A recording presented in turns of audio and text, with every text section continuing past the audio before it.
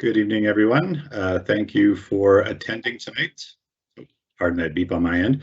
This is the Dundonald Avenue Solar Farm Public Information Meeting. We're doing some public engagement for this project, and we're going to be giving a presentation tonight and then have some time for questions and answers. First, I would like to acknowledge that we are on Treaty 6 territory, traditional homeland of the Métis. My name is Ryan Newell. I am the Manager of Public Engagement at the City of Saskatoon, and I'm providing support to Saskatoon Light Power for this engagement. I'm just going to give some introductions, let you know who is going to be here tonight to present and to answer questions. So Jose Cheruvelath, the Metering and Sustainable Electricity Manager from Saskatoon Light Power, will be providing the opening presentation. Ross Elliott, who is a meter services engineer, and Trevor Bell, who is the director of Saskatoon Light Power, are also in attendance to answer any questions. So for those who are attending a Microsoft Teams event live for the first time, I'll just let you know how the process works. You would be providing your input through questions or comments through the chat window, and then those will be posted publicly, and after the presentation we'll be answering all the questions and comments that we receive. If you are using an Android or Galaxy phone, you might find that the presentation pauses as you enter the chat window. Just for your awareness, that doesn't actually mean that you're missing any of the meeting. It will pick up at the moment where you went into the chat window, so you will be able to hear the entire meeting. I will pretty soon turn it over to Jose Cheruvelath for presenting the project, and then we will have time for questions and answers. Thanks. Okay, sorry. There you go, Jose. Great, thank you, Ryan. Good evening. We are glad to have you join us today to discuss the Dundonald Avenue Solar Farm project. We have a 20-slide presentation that will provide some background context on the project, provide a project overview, review visualizations of the solar farm, discuss technical considerations for the project, review financial and community impacts associated with the project, and conclude with some information on the next steps on the project before opening the floors for questions. So, environmental stewardship has been a strategic focus area for the City of Saskatoon in the past decade.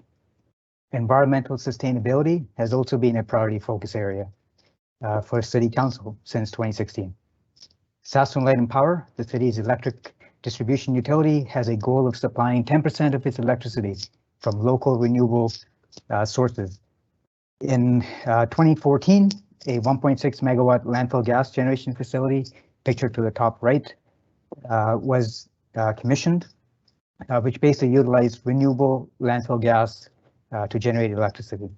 In 2016, a 30 kilowatt solar demonstration site was added at the landfill gas facility in partnership with the Saskatchewan and SES Solar Cooperative, Saskatchewan Polytechnique, and Saskatchewan Environmental Society.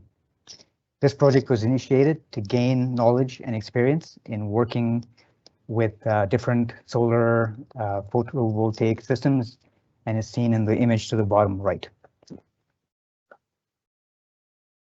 In the summer of 2017, City Council set greenhouse gas targets or reduction targets for Saskatoon, which included reducing corporate emissions by 40% by 2023 and 80% by 2050, and community emissions by 15% in 2023 and 80% reduction by 2050.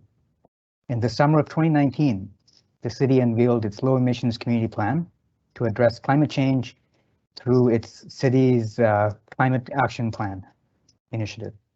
It provided a roadmap for climate change mitigation actions, including the pursuit of renewable energy projects such as solar to reduce emissions within Saskatoon. Specifically, Action 30 of the Low Emissions Community Plan requires the implementation of utility-scale solar on municipal-owned land within Saskatoon. Now we will go over a quick overview of the project. Saskatoon Light and Power has a fixed electrical franchise boundary that was established based on 1958 city limits. The franchise boundary covers the central core of the city, shown in light green on the map. Most of the available land is already developed with residential, commercial, and recreational land use. Subsequently, limited opportunities exist to develop renewable energy projects within our franchise boundary. In 2017, Saskatoon Light Power investigated all available land and vacant land within its franchise boundary and identified Parcel M, the little rectangle on the bottom there, that was deemed to be the largest and most suitable land for solar development. City Council reserved Parcel M for future development later that year. Parcel M is ideal for solar for the following reasons. It is a marginal land that is owned by the City of Saskatoon and not suitable for commercial, residential, or recreational development. It has access limitations due to its proximity with the railway line to the west and Circle Drive South Freeway to the east. Has no influence on nearby neighborhood area plans and also has excellent south exposure. And it is also located near our existing solar demonstration site, which has given us valuable and good information in indicating the viability of solar. And lastly, this site is also located nearby electrical connections to the Montgomery Place, which reduces utility interconnection costs. Development of this project is being led by Saskatoon Light Power. The images on the right show the proposed location and land use. The solar farm is proposed to be located east of Dundonald Avenue, west of Circle Drive South, and south of 11th Street West. In 2020, a feasibility study was initiated to develop the project further. Several considerations were made to ensure proper due diligence is done before proceeding further on this project. The proposed solar farm consists of two halves or parcels of land.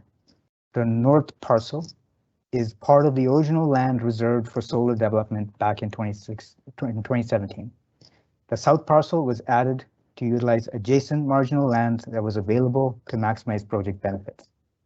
When combined, this amounts to 14 acres of land that can hold 2.2 megawatts of solar. The city was also successful in securing Government of Canada and Saskatchewan funding through the Investing in Canadian Infrastructure Program, or ICIP, equaling $2.5 million.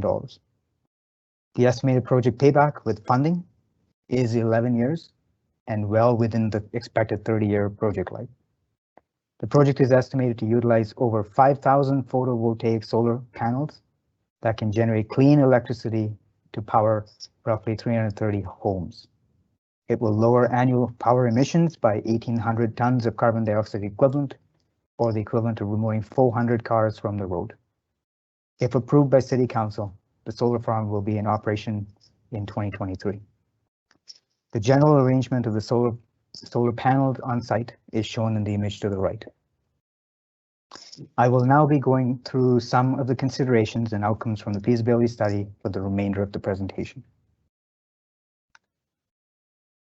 Several visualizations were developed to provide some visual context for the proposed solar farm. The image to the left is an aerial view of the solar farm looking south, and the image to the right is an aerial view looking north. The solar farm or solar panels are contained within the regions with orange foliage. The proposed location is marginal land left over from the Circle Drive South project. The north and northeast corners, seen to the bottom left of the left image, have been reserved by the Transportation Department for future roadway use. 5 road level perspectives were also taken for visualizations. Here is the view from Dundonald Avenue looking east. The panels will be approximately 4 meters or 13 feet above the ground when measured to the top edge of the solar array. Here is another view from Circle Drive South looking north. Bifacial fixed angle solar panels of approximately 35 degrees is proposed to reduce snow accumulation on the panels and reduce maintenance costs. Here is another view from Valley Road overpass looking north. A service perimeter roadway will follow along the inside of the west fence on the north parcel and along the inside of the east fence on the south parcel, as seen in this rendering. Here's another view of Valley Road looking north. This is basically a viewpoint from the existing solar demonstration site. And here's the last view from the 11th Street West entry onto Circle Drive, looking south.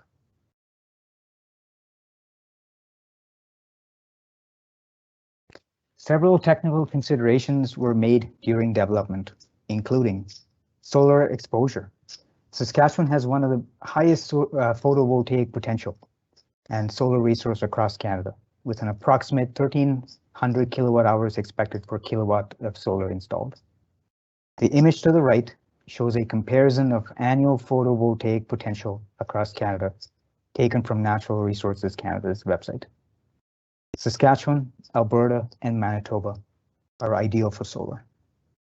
The proposed solar farm will utilize south-facing fixed tilt racking system, best suited for our climate and weather conditions. Earthworks. So minimal earthworks are expected, as the site topography will remain unchanged. Subsequently, water runoff will also remain unchanged. The image to the bottom shows the differences in grading or gradient that is present within the site as observed through Google Maps looking north. Landscaping.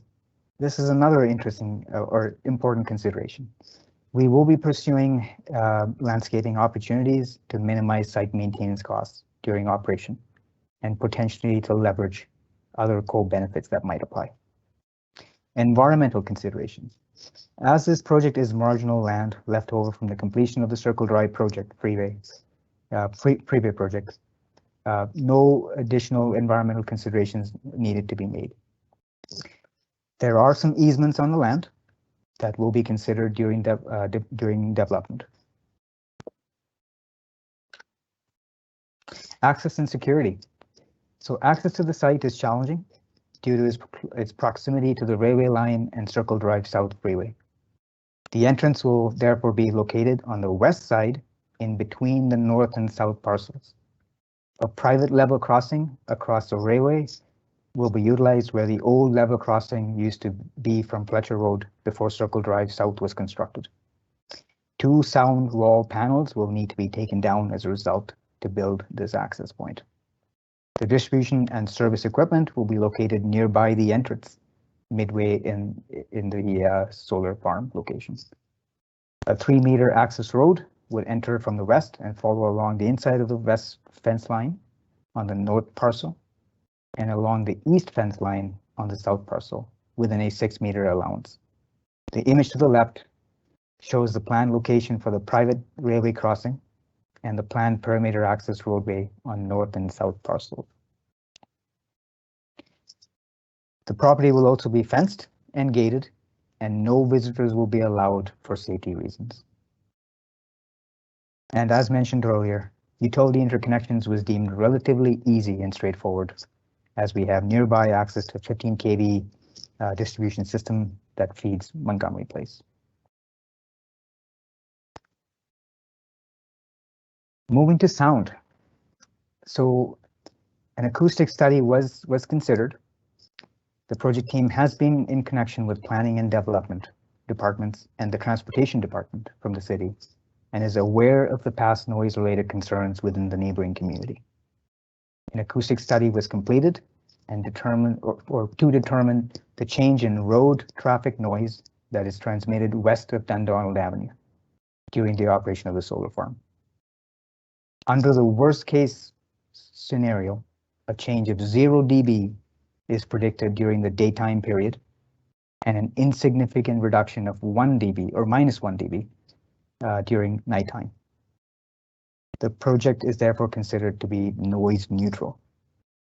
For reference, a 3 dB change in sound level is considered to be the threshold for human perception to changes of sound. The images that are on the slide show the effects of the solar panels in terms of equal noise level contour lines. The orange line represents noise level contours passing through the solar plant. The contour line without the solar panels on the left image represents a smooth propagation of sound, while in the right image, the contour lines with the solar panels show the reduction effect of the solar panel.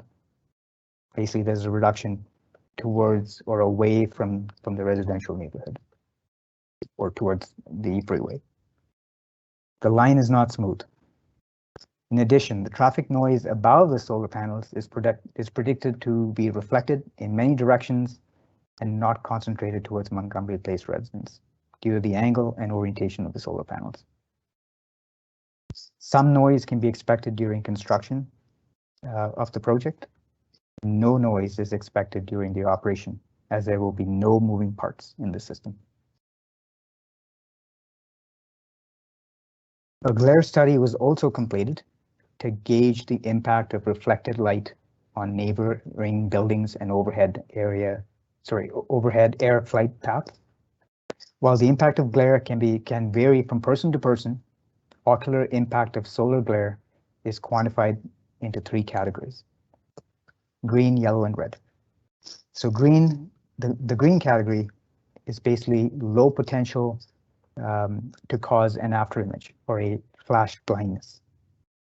Yellow category results in a potential to cause temporary after images similar to, the after image that you would get if you were to directly view a brief camera flash. And the red category has the potential to cause retinal burn or permanent eye damage. Please note, the colors are not an indicator of the color of glare or light observed. During the assessment, 10 routes, 4 railways, 18 observation points, the air traffic control tower, and 4 flight paths were reviewed. The results indicated glare from solar panels is less than glare experienced from snow on the ground. Trees and walls block predicted glare on the west side of the solar farm. There were no occurrences of red glare. There will be between 20 to 45 minutes of yellow glare in certain locations. And there will be between 120 to 240 minutes of green glare along one route. Both yellow and green glare frequency of occurrence, duration, and intensity are within acceptable limits and not a consideration of concern. An example illustration of some of the observation points along the west and east sides of the north end of the solar farm is shown in the image to the right.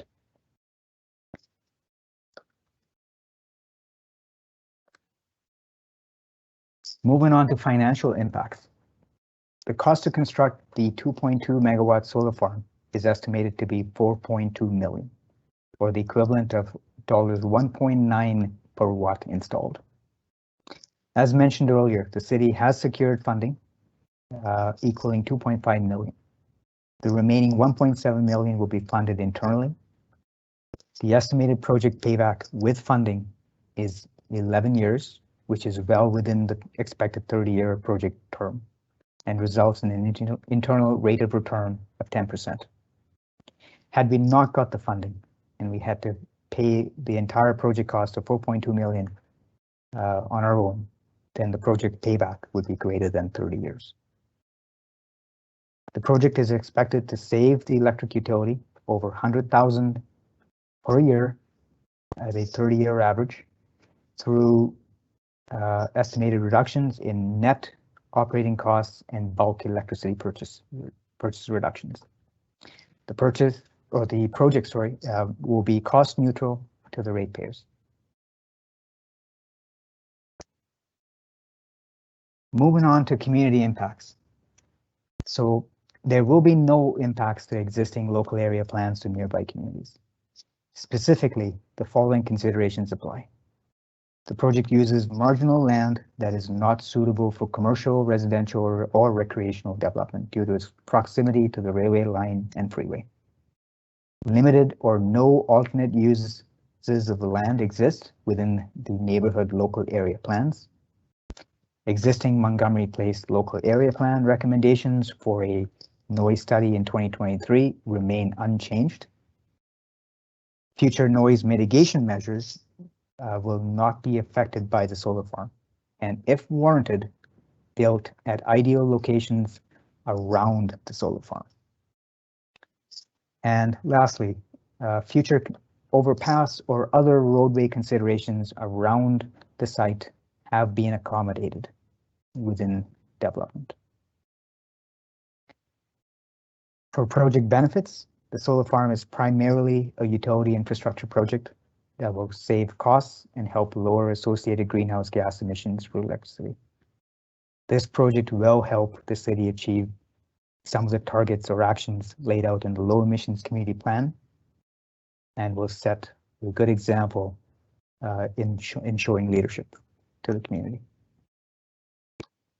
What are some of the co-benefits?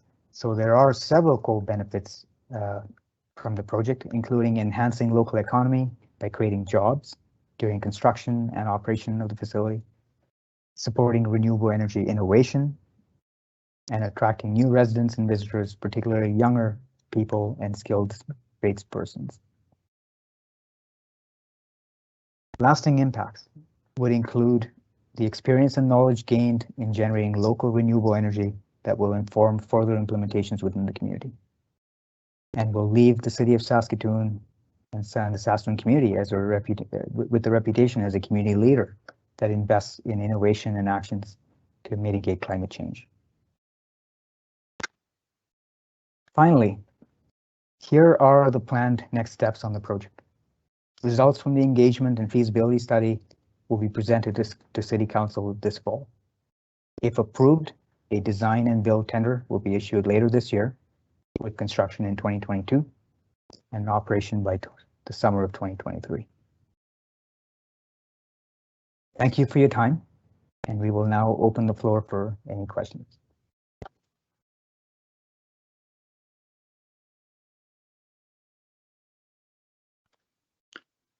Thanks, Jose. There are no questions or comments in the queue right now. So for those who are attending, if this is your first time using a Teams meeting, you should see a what looks like a speech balloon. And if you click on that, you would be able to enter your comments or questions in that way, and we'll respond to them. We do have some questions and comments based on feedback that we've received through the online comment form and through discussions with local residents. So we can start having our Q&A session addressing some of those that we are aware of are of interest to the public. So one question we did have, and this was addressed a bit in your presentation, Jose, but maybe we can get a little bit more detail on why this space is being proposed for the solar farm. With the question, just a little bit more context to that, wondering why not further south at the Civic Operations Center or the landfill, so it's not adjacent to Montgomery Place. Yeah, thanks for the question, Ryan. So I just want to kind of reiterate a few points I covered earlier, and then we can expand on it as well. So again, to recap, in 2017, City Council directed Saskatoon Light Power to investigate all available land and vacant land available within its franchise boundary. During that assessment, Parcel M was identified as the largest and most suitable land for solar development and was presented to City Council, with the recommendation to consider it for further solar use. Parcel M is ideal for solar for a few reasons, including the fact that it is marginal land that is not suitable for commercial, residential, or recreational development. Is contained within our franchise boundary.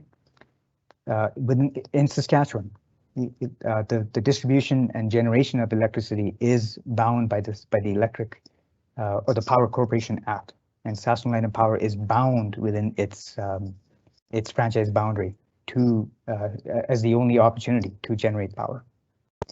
The Civic Center is located outside of her franchise boundary, and therefore will not be an opportunity for us to pursue going forward. Now, when it comes to rooftop solar versus utility scale solar, there are certainly economics that play into this.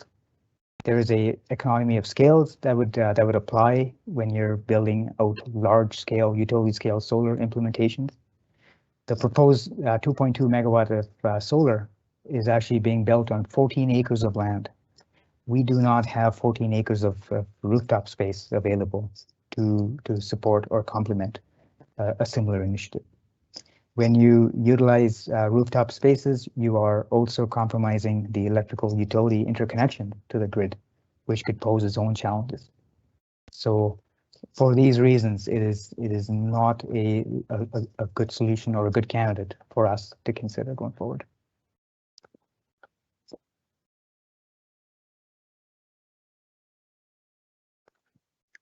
Thanks, Jose. Another question that we received, sorry, I just have to bring up that page again. Less a question, this is more of a comment that I'll add to the conversation. A resident adjacent to Dundonald Avenue is concerned about the solar panels being an obstruction to the current view from this resident's property.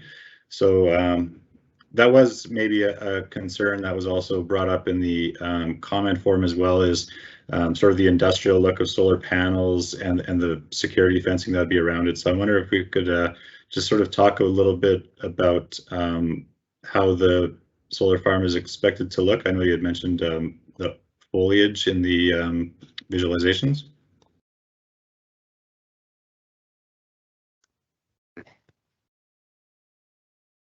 Yeah, thanks for the question there, Ryan. So again, I just wanted to thank the commentator for their comment, and their feedback will certainly be included while we compile our engagement results for City Council. So I guess the first thing I just want to say is, for context again, the proposed land is marginal land that is being repurposed for solar. So unfortunately, for public safety reasons, the property would have to be secured and fenced, and we would have, so it would be completely surrounded and locked for the safety of the public. And I guess the other thing I wanted to mention is this: the highest point in the solar panel will be about 13 feet or 4 meters off the ground. So hopefully this would give some context to what it would look like visually. Now, landscaping is being considered as part of development of this project, and it is being primarily looked at from a keeping maintenance costs minimal, so that we can maximize project benefits and cost savings coming out of it.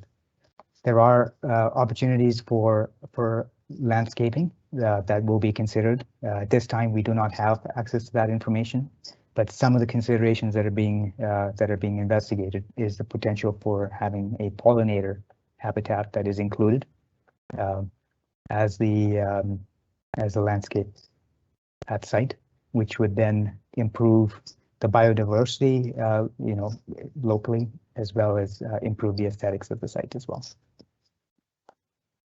Okay, I did have a follow-up to the first question received through the chat, and wanting to know about the top of the landfill as being a potential location for solar.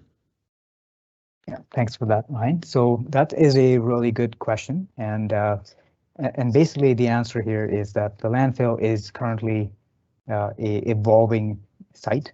We are, it is still being collected, or landfill is still being collected, captured from the landfill site, and basically it is an active site. So the landfill first has to be capped and then dormant, I guess, for us to then proceed with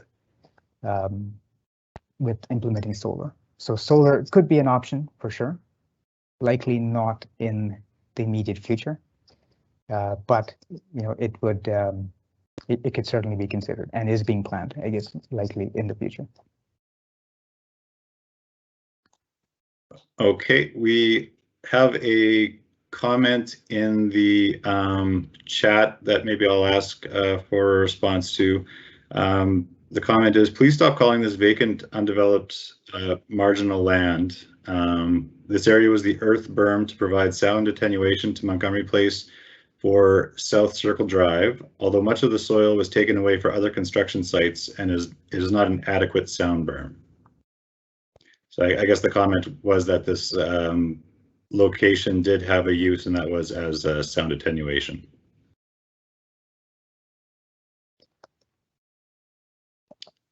No, thanks for the feedback, and we understand that there are challenges with noise within the area for sure, and I know there are planned studies as well coming up in the future. Okay, looking at the question list I have, there's a question about the order that the feasibility study was done and that it was conducted before the community was engaged. Maybe I'll just start with the response to that, Jose, being the manager of public engagement, and then I'll turn it to someone from the project team for this project in particular. Quite often with projects, there is a period where it's determining if the project is actually feasible to continue before it's brought to the public, to ensure that we're not sort of going forward with engagement that's sort of a moot point and not something that would go forward. So I believe in this case, the intention of the feasibility study to occur before the community engagement was to determine if the site was actually a potential site for parcel M, but I'll have someone from Saskatoon Light Power respond to that more specifically. Sure, Ryan, I'll take a crack at it. So, you know, further to what you said, basically public engagement is conducted on projects that are deemed viable. A feasibility study was needed to ensure proper due diligence was done before seeking further direction from City Council in terms of further steps for implementation. Now, as the feasibility study has indicated, financially, this project is a challenge if we did not receive federal funding. And, you know, detailed assessments through a feasibility study highlight some of those challenges. So I guess the feasibility study was needed in order to rule out the financial impacts, or to understand the financial impacts better before approaching the public and council on further direction. Thank you. The questions and comments are coming fast and furious now. Just going to find the next one. Will there be community engagement on the landscaping options or opportunity? If so, where in the project timeline would that take place?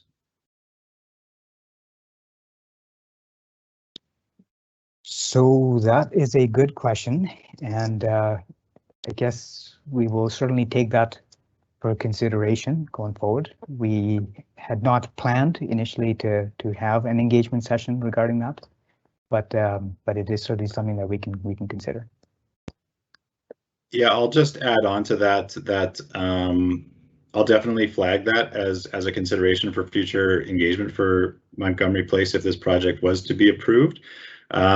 Quite often projects require coordination between a lot of internal departments, so the landscaping itself might not be a Saskatoon Light and Power project. It might be something that they work in conjunction with transportation or parks, some of these considerations. So definitely I'll flag that as being a request for future feedback.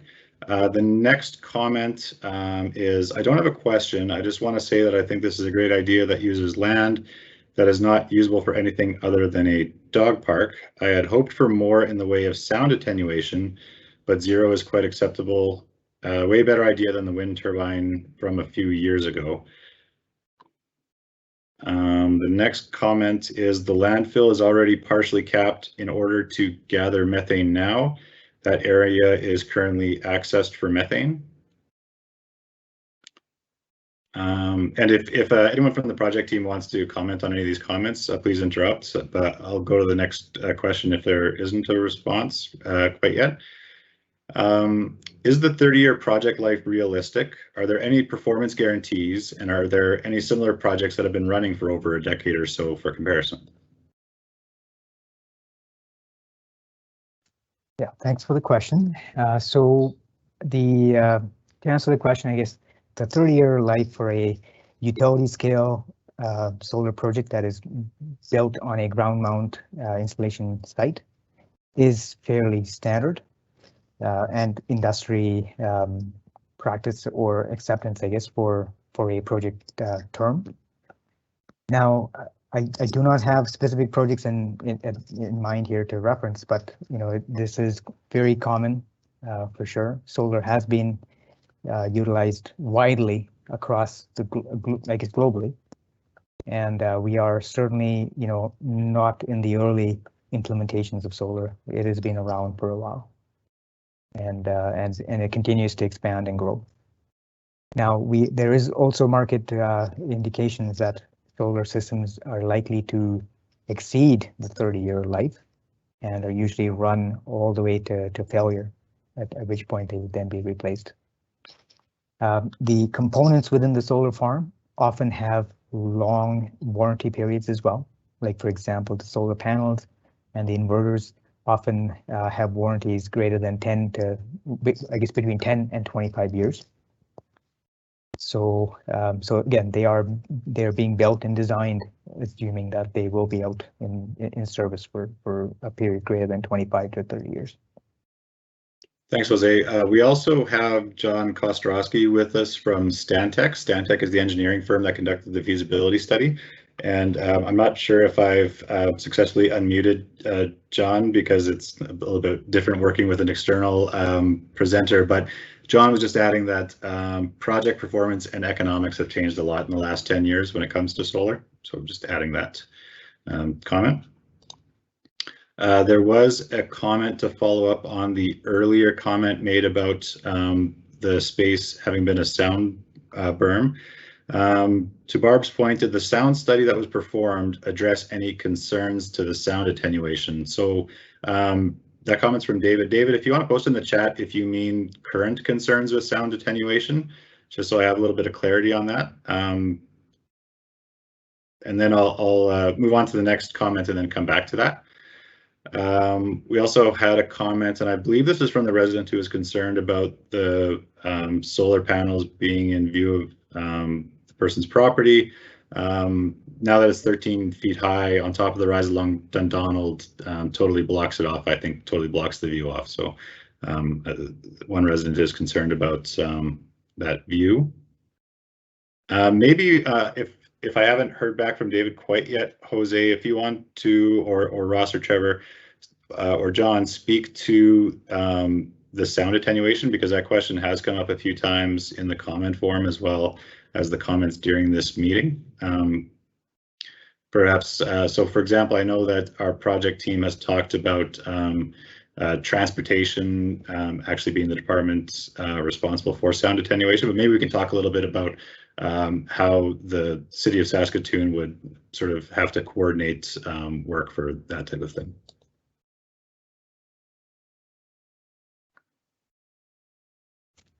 Okay, yeah, I can certainly maybe start the conversation, and if there's anybody else that wants to chime in, we can certainly do that. So, certainly, during the presentation, we did indicate that we have been working with the Planning and Development Department and Transportation Department to understand some of the historical challenges that have been present with noise and noise levels in the Montgomery Place neighborhood.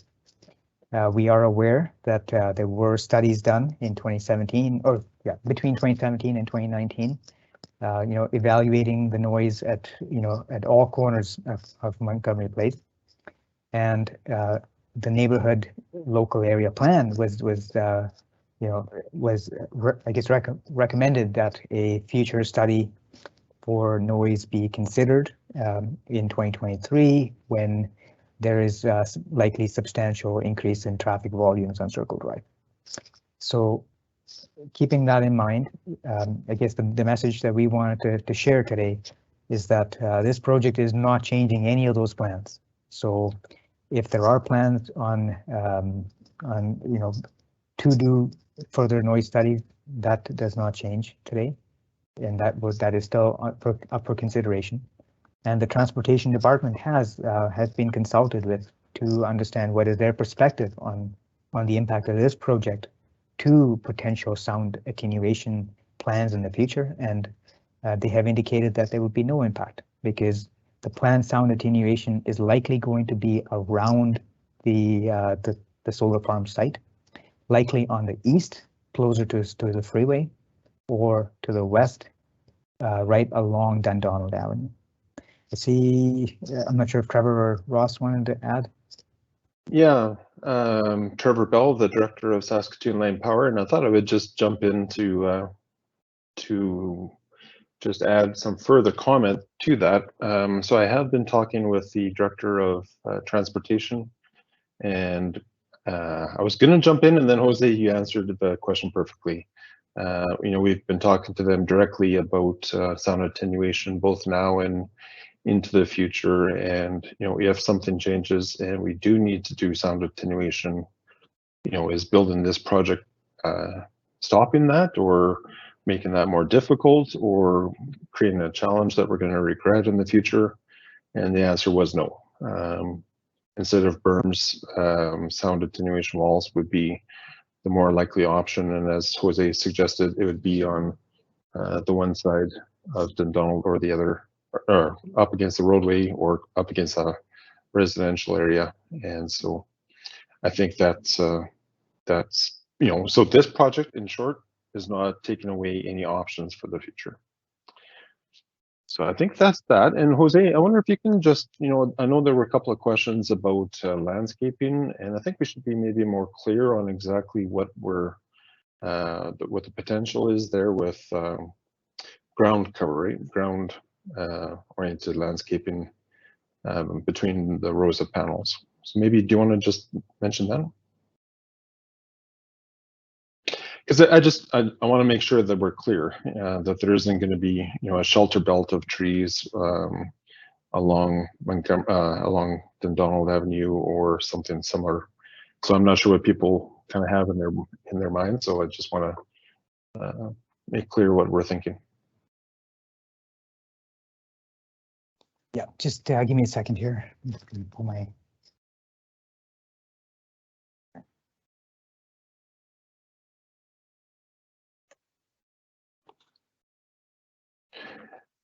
Maybe just while Jose is trying to find the slide to show, another thing, you know, from questions that came up about, you know, why not on top of the landfill, or why not down somewhere different in town?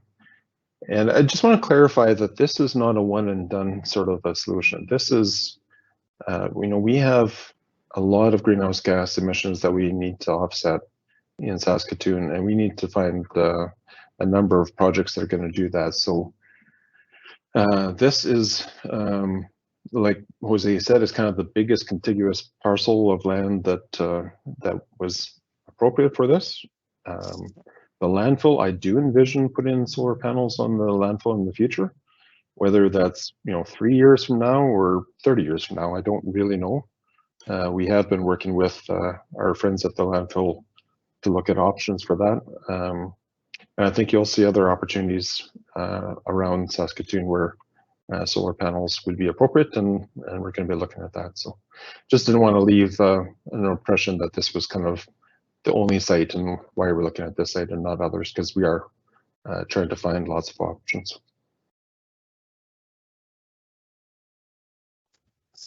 Sure.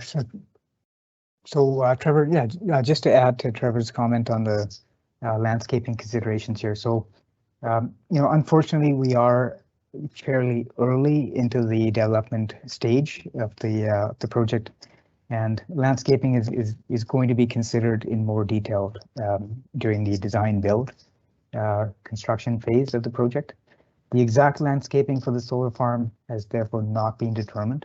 However, a few opportunities exist and few possibilities exist, which have been implemented across, you know, at other solar farms in Canada and, you know, in North America for sure.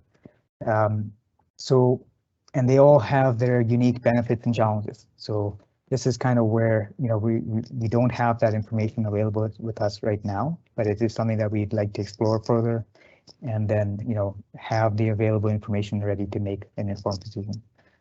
So one of the potential co-benefits of the project is to use pollinator-friendly landscaping under the solar panels, and this would be done to ensure that we minimize, vegetation growth, so that we don't have to maintain the landscape below the solar panels, which would then cause, potential shading issues and other maintenance-related issues that we can avoid.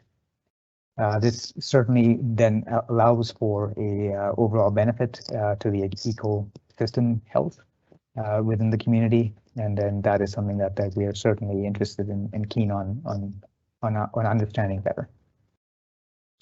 Thanks, Jose. I did get clarification from the individual who had asked for a follow-up question on the sound study, and it was looking for clarification and just confirmation that the information from the study indicates that the sound impacts would be either the same or better in terms of what it's currently at. So it's just looking for confirmation that that's what we presented. That's correct. Yeah. So, from the east side of Montgomery Place, all the noise that was experienced is coming from the freeway. And that's why we studied the transmission of that noise with or without the solar project. And the conclusions there were it was either a no change or a 1 dB reduction in noise. So it is slightly improved post the project. Okay, thanks for that. We did receive a comment from someone who I believe has interest in a row of trees along Dundonald, so that's something that we'll capture in the input received for future considerations as the project advances. I'm going to go back to the sort of pre-planned questions from feedback we've received so far. I think you had mentioned this in the presentation, Jose. Would this project impact the potential for an overpass at the rail crossing potential on 11th Street? I know that we had met with, as Trevor mentioned, the Director of Transportation, who indicated to Saskatoon Light Power how much the slope would require to take up in Parcel M for an overpass, and that was accommodated within the plans. I don't know if you have anything you want to add further to that, anyone? Yeah, Ryan, I can just add a quick comment there. So in one of the aerial views of the site, especially the view that is looking south, basically it's very apparent that the north side of the parcel and the northeast side of the parcel is vacant and undeveloped with solar because it has been reserved for future transportation department usage, including the potential for an overpass. Okay, thank you. Back to the questions that we have. We did receive a comment voicing concerns on impacts on wildlife. Montgomery Place occasionally has visitors like antelope and deer, and they have been spotted in that space grazing. So I'm wondering if that's something I don't think we have talked about, is potential impact on wildlife in the area. So if someone could provide a comment on that. Sure, I'll take the first attempt, and then if anybody else wants to join in, we can certainly do that. So, it is city's administration's viewpoint that that the parcel of land, given that it is sandwiched between a high-speed freeway and a railway line, it is really not an ideal location for any person grazing or wildlife grazing because of these reasons. It poses a safety risk to the railroad users as well as the freeway users, and in the interest of the public safety and the safety of the wildlife, this project will prevent them from grazing onto this land, especially if it is going to be fenced and secured. And by doing so, it'll then redirect them to other grazing spots that are likely further outskirts of the city, away from motorway and traffic, thereby giving them increased safety.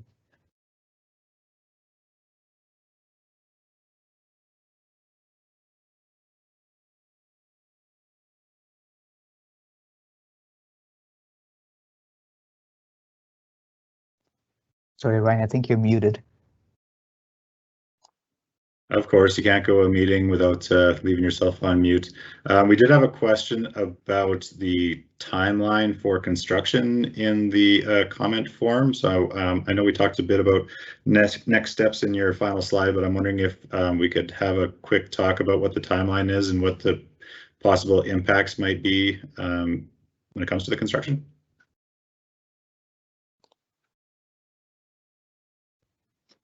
Yeah, certainly. That's a good question for sure. So I think in the last slide or second last slide, we talked about the next steps of the project at a high level. And I want to kind of go back to that and just go over some of the next steps. So we're currently in community engagement, and following which we'd be compiling the results of our feasibility study and the community engagement results to share with the City Council for seeking further direction. If approved by Council, we will be then issuing a design build tender in Q4 of 2021, or preferably in Q4 of 2021, if not early Q1 of 2022. And basically the construction would then take place in 2022. Now, typically solar farms have a construction period of approximately 1 year to a year and a half. So we're anticipating that most of the construction will commence in 2022 and then wrap up and be operational by 2023. So, a lot of the heavy construction is likely going to be in 2022, like probably in Q2 or Q3 of that year.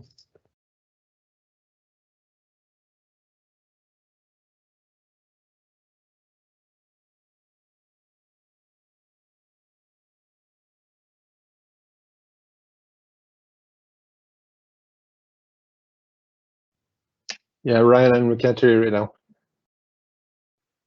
Doing too many things at once. I was just saying that that's all the questions and comments that we had compiled from the feedback that we received so far. I am going to put a link to the comment form in the chat. In that form, we asked people what their perceived benefits of the project are, what their concerns and suggestions are related to the project. And then sort of just an open-ended other comments that people might have. And maybe I'll just spend a minute explaining what how the engagement will be used. So there'll be a summary of the feedback received, both in terms of the questions and comments received during this meeting, but also those that we received through the comment form, which I'm just going to post now.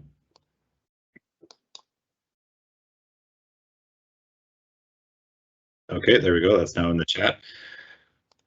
So a summary will be provided to the project team, and some of the concerns that are raised, there might be some possible mitigations that can be put into the project to help address concerns about, like we had talked about, landscaping or sound attenuation or those kinds of things. So just to better understand what the concerns are for Montgomery Place residents, as well as perhaps those who commute using Circle Drive or 11th Street, and just be able to ensure that any kind of concerns that can be addressed are addressed in that way.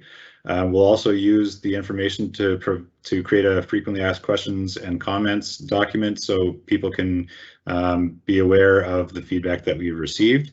The summary will also be provided to City Council when they make a decision on the project and look to either approve it or not. And so it will be a consideration along with the feasibility study and the climate action plan and other considerations. Right now, I don't think that there's a firm date selected for this item to be on agenda for approval, but I had posted in the chat, I think it was the first post in the chat, a link to the Engage page, and we will be making updates to that page. So when there is a date selected, we'll be posting it there, as well as information on how to participate in that part of the process as well. Oh, it does look like we do have another question. Will there be any requirements for supply of the components from domestic/North American suppliers? So maybe if, does anyone want to respond regarding procurement for this project?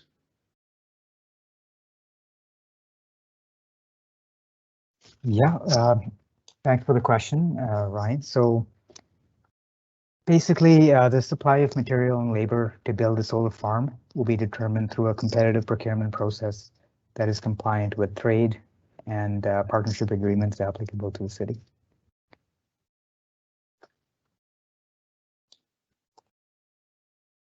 Okay, thanks. And actually, I'll put in the chat, the City of Saskatoon has a procurement policy, and I can put that in the chat if you're interested in reading that further. So maybe if anyone would like to give some closing comments on the project, which will also give the attendees another moment or two to pose a question or comment. Is there anyone who'd like to just have a sort of a wrap-up comment on the project? Jose, I don't know if you wanted to, but I could if I don't think we have anything really planned, but I do want to thank everybody for participating and for providing all your comments. You know, City Council does want us to engage with the community to get feedback and then, you know, include your feedback in information that we provide to them. So I think that's very valuable, you know, and I would just say that, you know, with any kind of green energy project, you know, the easiest projects to do are, you know, to build more coal plants or to put up another natural gas plant, or, you know, because we've been doing those for decades. And so we're trying to find sites that are appropriate, that are good for clean energy. And that's, you know, Ross, Jose, Stantec, you know, we've put a lot of time and effort into this project to try to mitigate any issues that are going to be there for Montgomery or for people in Saskatoon. And I think we actually found a really good project that should be going towards our low emission plan in Saskatoon. And so, like I said before, this is not the end of projects that we're going to be looking for. We still have other areas of Saskatoon and different technologies to see what we can do to try to meet those goals. So I thank you for your time for being here tonight. Yeah, thanks, Trevor. I just want to echo thanking attendees for giving up a part of their evening on a 30-degree day to provide us feedback. This isn't your only opportunity to provide feedback. As I mentioned, the comment form, which I posted a link to in the chat, it'll actually be open for comments for another 8 days. It closes at the end of June. There's also contact information for customer service. If you do have questions, those can be directed to someone who can answer your questions. But again, thank you for your time, and I hope you enjoy the rest of your evening. Thanks.